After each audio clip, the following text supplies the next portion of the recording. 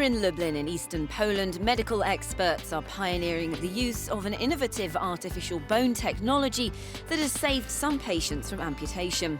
One of the first to benefit was Daniel Bardega. Following a motorcycle accident, he faced a choice: accept an experimental procedure or lose his right leg.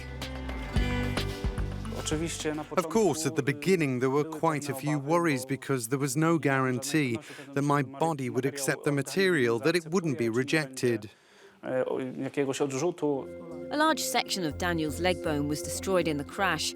Dr. Adam Nogalski used pieces of artificial bone called FlexiOss, together with a metal plate, to rebuild a 7-centimetre section of Daniel's femur. The main problem of the cavities in the bone was solved by implanting the new material, which goes in place of the bone in small segments, as you can see here. This is it here. This photo was taken 8 years after the operation. The result of the treatment is good, and the patient can move without crutches. The FlexiOss technology was co-developed by biochemist Anna Belkars. She knew that surgeons weren't happy with other bone replacements, which come in powder form and are tricky to handle. In contrast, FlexiOss can be cut and shaped when dry and becomes flexible when wet. It's also made with artificial compounds rather than animal bone, reducing the risk of rejection. It stays in the body and bone cells grow in and around it.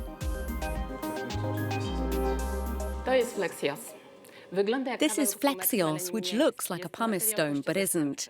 It's a material that replaces the bone, and when it's dampened with a solution, it has a level of elasticity and can be formed by the surgeon during the operation. The FlexiOss project's benefited from €1 million in EU grants, including cohesion policy funds. It's won 14 awards and has been accorded 3 patents. 41 people have received FlexiOss implants in what are classed as experimental operations.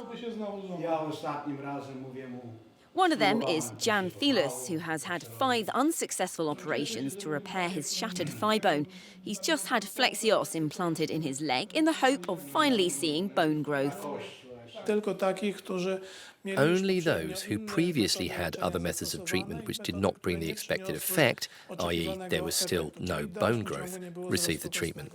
This is the last chance for these patients. Others should get their chance soon. FlexiOss is due to receive its CE certification mark later this year, meaning it can be commercialised across Europe.